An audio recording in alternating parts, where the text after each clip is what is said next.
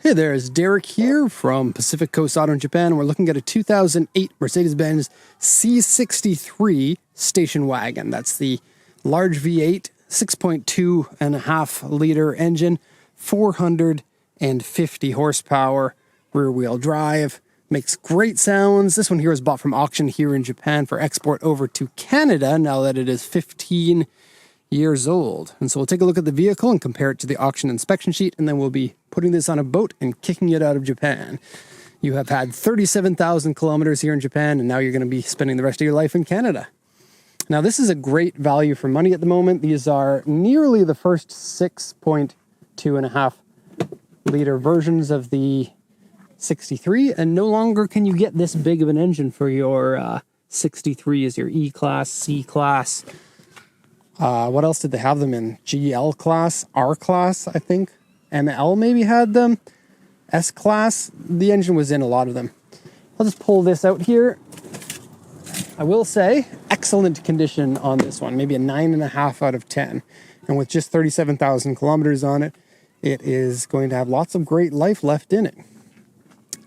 Now, these engines put out different amounts of horsepower depending on the model, and like the E-Class has like the sports package that puts out up to like 525, I think. And then this one is the 450. It is, as far as we know, I asked Mike to do a little bit of research beforehand.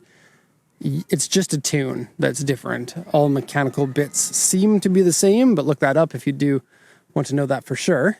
But yeah, 450 horsepower. It is kind of a heavy boy at 1850 kilograms, but it's still incredibly fast feeling. Mike actually has one with the same engine. His is the E-Class. That's why I was asking him about it. But anyways, oil. I didn't check the oil, but I think it has one of those plugs that is not a dipstick. Oh, no, it's a dipstick. Optional dipstick. Okay, so oil color looks good. Okay, looks nice and light. And the nice thing about buying one of these from Japan is that these are quite pricey here in Japan, which means that owners tend to take very good care of them, but then they fall in price really quickly because people who own an AMG, they always have to have the new one, at least here in Japan, and it makes the older ones fall in price quickly. And there's almost no better value than one of these, hence the reason why Mike decided to buy one. The coolant does look good, I will say. Here's a quick look at what the car looks like with the hood down, and it is aggressive, but station wagon-y. It's kind of the perfect thing, because people think station wagon, that's for getting groceries. Here's a little bit of a detour, speaking of getting groceries. You're going to love this. I know I did. Okay, so auto trunk. Cool for 2008. It's on a lot of new cars. It's not that big. But look at this. You get a little grocery basket. This thing folds out and turns into a little grocery basket. That's OEM equipment in the back here. Very cool. I love cool little things like that. Now, it is a shame that there are no rear-facing seats in the trunk a la older E-Classes, but I think for safety reasons that had to be canned. Plus, this is a C-Class. It is the smaller of the station wagons. And yes, you can get this in C-Class station wagon and E-Class station wagon for the AMG. The generation before this, I believe the 6.3 liter was only available in the E-Class. That's why I said kind of the first generation. Okay, so this is the auction inspection sheet. Let's quickly go over it. It's a 2008 Mercedes-Benz C-Class station wagon. C63 AMG is the name of the car. 6.2 liter engine. It's actually 6.2 something. It is almost the midway point to qualify as 6.3, but here in Japan it's registered as a 6.2. Kind of a sneaky thing for them to do, but 6.3 harkens back to AMG's very beginnings with their race cars, I think in DTM, but I could be wrong about that. Some sort of touring car championship that has 6.3 liter engine. It was pretty awesome. Anyway, this is an auction grade 4.5 interior B. Comes with sunroof, alloy wheels, power steering, power windows, leather, Navi and airbag. 37,250,000 kilometers, still had current registration on it, automatic transmission, of course. It is a proper automatic in this instead of a sequential that is in Mike's. Or not really a sequential, but what is that, like a twin clutch kind of transmission? So it is a little bit different feeling. Okay, original Navi, leather seats, and the seats in these are quite nice. I'm happy to show you those. Sunroof, what is this? Reverse monitor, paddle shift, okay, power rear door, and authentic mileage at 37,250. Aftermarket toll collection box for Japanese highways. Notes here for the report: seat peeling, interior wear, wheels scratched, chrome parts are a little bit cloudy, very small scratches, small dents, scuff on the front bumper, and a slight scuff on the side skirt here. But the body, you can see, is pretty clean looking. Now let's take you for a tour around it. Condition of the paint is quite good. It does have quite a few rock chips on the front, which isn't really a thing on most cars, but it is more of a thing on AMGs with the 6.3 liter engine. I think it has some correlation with the type of person who wants this car. They want to blast on the highway at 300 kilometers an hour. Speaking of which, the E-Class is 307 max speed. If you take the limiter off, it's limited at 300 of all things. In fact, I don't know if it's limited here in Japan. Mike hasn't tested that, and I've warned him against it. This one, because of the only 450 horsepower instead of 520 or 525, it would be a little bit lower, but really, who needs to drive that fast if you're not in Germany on the Autobahn? Okay, I've always liked the look and the shape of these. I do like the sound. It goes hum when you start it up. And even though this one's on stock exhaust, it is still a very noticeable sounding exhaust when you drive by. Front bumper is very typical AMG. Almost all of the AMGs had the same-ish looking bumper. This one has functional air curtains, which is a vent that goes from this section here and comes out there at an angle that helps pick up the flow around the front. It's an aerodynamics thing, which is nice of them to think of that, even though you don't really need aerodynamics when you have all of the power of Japan. You've got 4 times the power of that in twice the weight. Or, I don't know, 170 horsepower in that? 100? 175? It's funny, like, the AMG is like 3 to 4 times the regular power of a car. Incredible. Okay, so the front area, let's have a quick look. There are some rock chips in it, more of them down here. And I did take some pictures of some of them, but more so, the ones on the hood are a little bit more annoying because a hood is more difficult to repair, I guess. So I did take more of the pictures of the hood area. Yeah, rock chips, annoying, kind of inevitable on a car that goes this fast. Nice looking fog lights down at the bottom there. Let's go down the side now. Blistered fenders here. Have a good look. 6.3 liter badge on the side. You can see great looking side panels. The chrome bits that they're talking about are the roof racks here. You can see the cloudiness of it there. And then this piece of trim. And should be no problem polishing that up.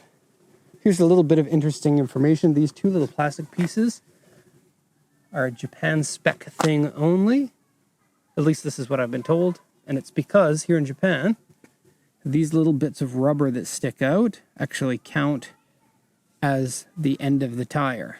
Whereas in Germany and in other countries, they don't care about those little bits. But in Japan, the tire has to go in, including where the little bits are. So, kind of a weird thing there. Okay, a decent amount of space in this. Obviously, not as much as a larger E-Class would be, but I must say, rarely are you ever going to need more than this much space. The trunk goes way in there. There's a very good chance you'll be able to sleep in one of these if you needed to. And then when you wake up after sleeping, you can get away really easily because you have that 6.2 liter engine. This is kind of nice. You pull it out and it automatically clicks into place. But unlike most of the kind where you lift it up in order to get it off of its hinges, the hinges are an auto release by pushing this down. Kind of cool. It also has the dog net in here, which here in Japan, you probably won't find too many AMG owners using the dog net. So you usually don't have to worry about animal hair inside. This one is remarkably clean in there. Love it. Close it up and let's go have a quick look at the interior. Rear seats here. Oh, I must say about the AMG chassis, these feel very high quality. They are stiff chassis. Doors feel great when you open and close them. Bumps and shutters are at a minimum. I think this is all on spring suspension, whereas the E-Class is on air suspension at the rear and springs at the front, I think. You don't get a ton of room, and if I'm looking for complaints, I don't really like the plastic that this is made out of. It's kind of a not great feeling plastic, but these seats are good, and the leather in Mercedes-Benz is very nice, and the contours of a Mercedes-Benz seat beat BMW seats, even though I'm a big fan of BMWs. I feel like the Mercedes-Benz had the seats for at least 20 years when BMW was making embarrassing seats. It's a real wood. It's all in good condition with no cracks. I believe that this is real leather, but I may be wrong about that. And then most likely a really great sounding stereo. Not a big fan of this material, and they have it all over the dashboard on this car, but small price to pay for an otherwise great driving experience and a pretty good looking front dashboard area. It does look a little bit dated by today's standards, but this is now a 15-year-old vehicle. Okay, so of course, memory seats, 3 functions for them, power folding mirrors. It has the window controls, and a button here for the back trunk. Okay, not very much wear on here, which is great to see. It has little indents for the fingers too, sort of like a gun has. So if you're driving and you put your hand in here, you can make it feel like you're holding onto a gun, if that's a feeling you like to have while you're driving a car. Here's the seats. You can see very deeply bolstered back, or like side bolsters here. Will give you a nice hug while you're going around those corners, which is great. Here's the peeling section of the seat. So it just looks like the dye has come off. It's actually not, like it doesn't feel like it's peeling very much. So if you dye that back into black, it should fix a lot of what the seat looks like. Otherwise, good looking seats, must say. Okay, steering wheel is a flat bottom thing because German cars wanted to do that at around this time. I think Volkswagen and Audi kind of started the trend. And then good looking gauges. You get that same kind of textured dashboard here. It's fine. It's just that dashboard's improved after this. There was kind of a push in around like the early 2010s for dashboards to become a lot better, especially on German vehicles. So twin climate control. I'm pretty sure, yeah, there are heated seats, CD player, and there's a Navi screen that comes out of here. It has all of your controls and stuff. Now I can't put it away. Great. Okay. I will test the AC in the interior check video that comes along as a companion to this. The vehicle's never been smoked in, which kind of isn't the norm here in Japan, unfortunately. Places for your cup holders. This piece here is broken off, actually. You should be able to slide that along with a little wood panel, but the wood panel has come off of it. And how does this work?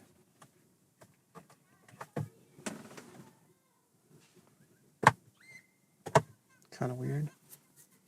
Okay, plenty of space for driver in the front. Passengers in the back, a little on the cramped side. There's also a bit of glue material up here. Can you see that? Okay, and it says 6.3 liter V8 all over the car. Those liars. And it goes up to 320 kilometers an hour, but probably you're going to be driving a max of about 140 in this car because you only do legal speed limit in Canada. Okay, here's where it says language. Let's see, how do you do this? This one, right? You can change it to English, though, or German, or Italian, or Spanish, or French. I think those are, maybe, probably not Chinese.